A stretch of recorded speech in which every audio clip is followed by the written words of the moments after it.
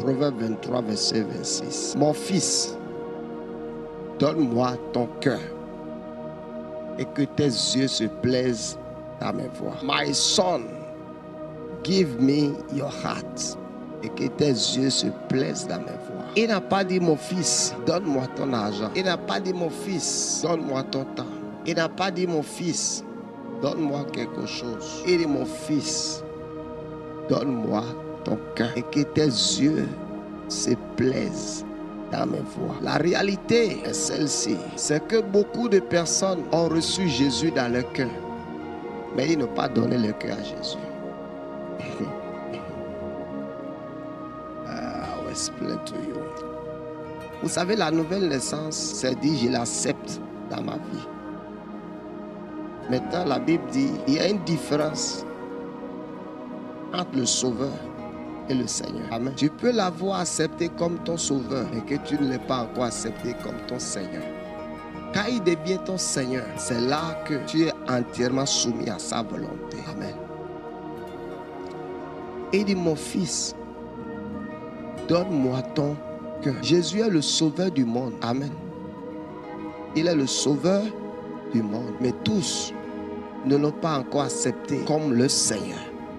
Il faut d'abord qu'il soit ton Sauveur avant que tu n'acceptes sa Seigneurie dans ta vie. My Lord, my God, my King. Il dit, mon fils, donne-moi ton cœur. Amen. Il dit, donne-moi quoi? Et que tes yeux se plaisent à mes voix. Donne-moi ton cœur. Je peux aussi dire, quelqu'un peut dire, j'ai accepté Jésus dans ma vie, mais n'a pas encore décidé de laisser Jésus gouverner dans son cœur. Amen. N'a pas encore accepté de laisser les monopoles à Jésus. Que Jésus soit le dirigeant de son cœur et de sa vie. Maintenant, il dit, mon fils, donne-moi ton cœur. Vous savez, quand vous avez mis votre cœur dans quelque chose, le reste de votre vie sera dans la chose. Je peux mettre ma main dans quelque chose et mon cœur n'est pas dedans. Ou bien, je peux mettre ma tête dans une relation et mon cœur n'est pas dans la relation. C'est vrai? Hein? Hein? C'est vrai les femmes? Hein? Je dis c'est vrai. C'est vrai Marie. On peut mettre sa tête. Et en ce moment-là, ton cœur où? Mais en ce moment, ton cœur où? Hein? En l'air, jamais. Ailleurs, mais pour me laisser bon. Si on l'aime, on tombe au tour. Mais de c'est à seulement. Mais de me laisser. Ok, donc, mais nous sommes à mitolo. Filez. Bon, quoi mitolo? Filez-vous. Comment vous arrivez à gérer ça? Vous voyez, il dit, mon fils, donne-moi ton cœur. Donne-moi ton cœur.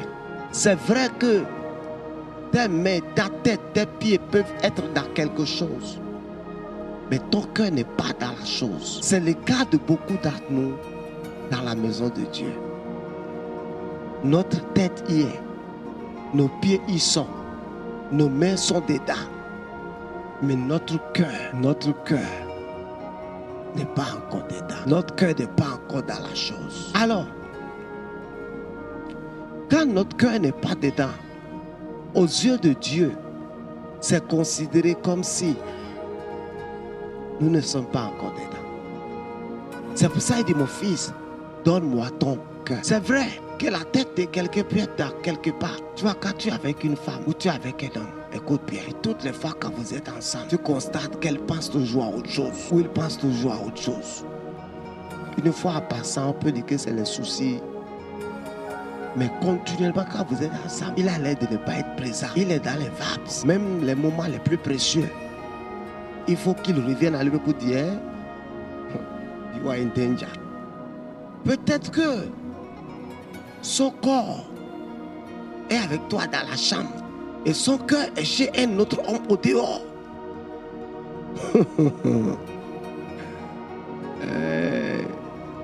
Il dit, mon fils, donne-moi ton cœur. Ce que Dieu, ce que le Christ veut de toi et de moi, ce n'est pas toutes les choses que nous sommes en train de faire. Il dit, donne-moi ton cœur. C'est pour ça que la Bible dit en croyant du cœur, pas en croyant de la tête. Le cœur est un élément capital et important dans notre relation avec Dieu. Pas le cœur qui pompe le sang. Quand la Bible parle du cœur, il parle de l'esprit humain, de l'esprit de l'homme. Quand vous lisez le livre des Proverbes, c'est comme si vous allez constater que l'un des mots les plus mentionnés dans ce livre, c'est le cœur. Après le cœur, vous verrez, peut-être vous verrez sagesse, et après sagesse, vous verrez le cœur. Après le cœur, vous verrez le verbe donner. Praise God. Mais quand vous tapez dans le livre des Proverbes, le cœur, mon fils, donne-moi ton cœur. Que ton cœur ne se détourne pas de mes paroles. Si tu es sage de cœur, ton cœur. Ton cœur. Ton cœur est où?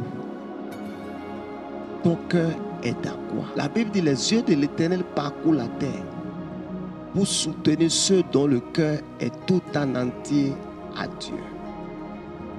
Élie a dit aux enfants d'Israël, il dit si c'est l'Éternel qui est Dieu, allez après lui. Si c'est Baal qui est Dieu, allez après lui. Il dit Dieu déteste le cœur partagé. C'est quoi le cœur partagé? Le cœur partagé, c'est quand votre cœur est dans deux différentes opinions. C'est quand votre cœur est dans deux différentes convictions. Votre cœur a deux différentes convictions. Une partie de votre cœur veut s'incliner ici, l'autre veut s'incliner ici. Praise God. Il dit mon fils, donne-moi ton cœur. 3 raisons pour lesquelles nous devons laisser notre cœur entièrement à Dieu. Et 3 choses que cela signifie. Mon fils, donne-moi ton cœur. Notre cœur ou notre esprit, la Bible dit édifiez-vous pour être une habitation de Dieu en esprit. Dieu ne réside pas dans la tête de l'homme. Dieu a sa résidence dans le cœur de l'homme qui est l'esprit de l'homme. Première raison, c'est que Dieu veut habiter seul dans notre cœur. Maintenant, c'est quoi l'idolâtrie? Et c'est quoi aussi? Si je dis l'idolâtrie maintenant, beaucoup d'entre nous, on va juste dire que les fétiches. C'est ça, non? Pas toujours ça. Donc, beaucoup de chrétiens sont plus idolâtres que les païens. Vous voyez, non? Qu'est-ce qu'est l'idole de ton cœur? C'est quoi une idole? C'est n'importe quelle chose que tu peux élever dans ta vie plus que Dieu. L'idole, le sommeil peut être ton idole. Le perruque peut être ton idole. Le make-up peut être ton idole. Vous savez pourquoi Mémé ne portait pas de boucles d'oreilles? Elle porte de temps en temps. Elle a commencé à porter ces derniers temps avant de partir. Vous savez pourquoi elle ne porte pas? On dit ça. Ma mère ne portait pas de pacotille. Tu entends? Non, ma mère portait que des Beyrouth. Ce n'est pas maintenant que les Beyrouth est dans toutes les rues. Non, praise God. Quand Mémé te faisait sortir sa boîte de bijoux, tu lui demandes, et dit ça, on appelle ça Beyrouth. En ce moment-là, il y avait des bananes, des médailles en banane où on a enlevé une partie, et l'autre partie est peinte du vert ou du bleu. Et quand Mémé veut s'habiller, si elle n'a pas mis des chaînes et des Beyrouth, elle ne va pas sortir. Et elle jouait par terre occulte. Et elle voulait porter une médaille particulière. Elle cherchait la chaîne à pas trouver. Et la médaille était tombée dans son sac. Ouais, parfois quand quelque chose se perd dans ton sac et tu ne connais pas. Elle était en train de chercher jusqu'à leur partie. Et je ne sais pas si le Saint-Esprit l'a convaincu que c'est à cause de Beyrouth. Elle est partie en retard à l'église. Et un autre jour, elle fouillait le sac. Je ne sais pas comment elle a constaté que la médaille est au fond quelque part. La médaille a traversé le tissu et elle a dit, non, c'est à cause de chaîne que je suis dit maintenant, chaîne là, je ne dépends plus. Vous comprenez? C'est d'où elle a pris cette résolution pour dire, si le truc là va me contrôler, il faut mieux que je monte à la chose que je peux. C'est d'où la décision de ne plus porter les bijoux était arrivée. Ce n'était pas le fait que Dieu lui a dit, elle a été convaincue que ce truc-là, c'est comme une idole. Donc c'était un moyen pour elle qu'elle puisse libérer son cœur. Amen. Qu'est-ce qu'est l'idole de ton cœur? N'importe quelle chose où tu ne peux pas te séparer de la chose facilement. Tu ne peux pas te détacher de la chose. Ça veut dire que la chose a une place importante dans ton cœur plus que Dieu. C'est une idole. Écoute-moi, n'importe quelle chose qui peut t'amener à te prosterner devant la chose comme tu te prosternes devant Dieu. C'est là ça devient une idole. Et Dieu dit que tu n'auras pas d'autre Dieu devant ma face. Maintenant, beaucoup d'entre nous avons toutes sortes d'idoles dans nos cœurs. Ou à ma blow, à ma gare, au jour le jour, j'essaie de regarder quelles sont les choses qui sont les idoles dans mon cœur. Est-ce qu'il y a des choses, je ne peux pas me séparer facilement de ça? Je cherche encore, peut-être si un Dieu va me montrer ça. C'est pour ça qu'il dit, mon fils, donne-moi ton cœur. Give me your heart. Donne-moi ton cœur. Après plusieurs années dans le ministère, dans l'exercice du sacerdoce, j'ai découvert que il y a plusieurs choses qui peuvent être les idoles de nos cœurs. Et les idolâtres, ce n'est pas que ceux qui adorent les statuettes. Non. Beaucoup d'entre nous ont plus d'une idole dans nos cœurs. D'autres ont 2, d'autres ont 3, d'autres ont 4. Praise God. J'ai dit, le sommeil peut être une idole pour vous. Autrement dit, tu ne peux pas te priver du sommeil pour faire autre chose. Jamais. Amen. 2. Votre boulot peut être votre idole. Votre business peut être votre idole. Je vais vous montrer comment vous pouvez mettre votre boulot ou votre business sur la balance et mettre Dieu sur la balance pour voir laquelle partie de la balance est en bas et laquelle est en haut. Voir les sacrifices que tu peux faire à cause de ton boulot et à cause de tes affaires, et voir les sacrifices que tu peux faire à cause du don de Jésus. Tu sauras laquelle partie de la balance est en bas. Amen. Il y a des gens pour le boulot. Ils sont au boulot à 6h45. Amen. Ben, fais tout correcto. Amen. On devrait être avec le bishop Dag à la fin du mois de février à Zanzibar. Toi, tu connais Zanzibar. Et il a encore annulé. Parce que là, maintenant, il est à Singapour. Je ne sais pas s'il a quitté donc. Il cancelle. Bref. Regarde, même en esprit, on t'a déjà classé dans la liste des retards. Vous savez, quand nous étions à l'école, il y a un élève. Du début de l'année jusqu'à la fin de l'année, il vient en retard. Maîtresse, tu as des élèves comme ça. Du début de l'année jusqu'à la fin, il vient toujours en retard. Quel que soit comment on l'a tapé, demain en retard. Praise God. 3. Les choses qui peuvent être des idoles. Une relation. La plupart du temps, les relations amoureuses sont des idoles pour beaucoup de personnes. Copain, copine, un homme de Dieu prêchait et est venu devant une fille. Il lui a dit, ouvre ton cœur, Jésus est rentré dedans. Et la fille a dit non. Si je donne ma vie à Jésus, il va me laisser. Et l'homme de Dieu dit qui? Il dit mon copain. L'homme de Dieu, c'est maintenant. Il dit non, mon copain va me laisser. Mon copain va me laisser. Alors, la fille a quitté, je ne sais pas, devant, où l'homme de Dieu s'est retiré et la fille a quitté le lieu de la croisade. L'homme de Dieu était toujours en train de prier pour les gens.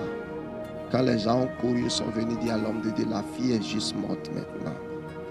L'homme de Dieu a dit, qu'est-ce qu'il a eu? Il dit, pendant que la croisade, c'est comme si la croisade était terminée, d'autres ont commencé à rentrer et l'homme de Dieu priait encore pour les malades. Il dit, elle est juste morte maintenant, pas un accident. Certaines personnes, c'est son mari qui est son idole. D'autres, c'est sa femme qui est son idole. Quelqu'un d'autre, c'est son enfant. Dieu a dit à Élie, pourquoi tu venais tes enfants plus que moi? Ton cœur. Il dit, mon fils, donne-moi ton cœur. Aujourd'hui, les gens ne peuvent plus faire tout petit peu de sacrifices pour Dieu. Toutes sortes de sacrifices qu'on peut faire pour Dieu aujourd'hui est difficile et pénible pour les gens. Parce que leur cœur n'a jamais été avec Dieu. Parce que là où est ton cœur, tout le reste de ta vie est là-bas.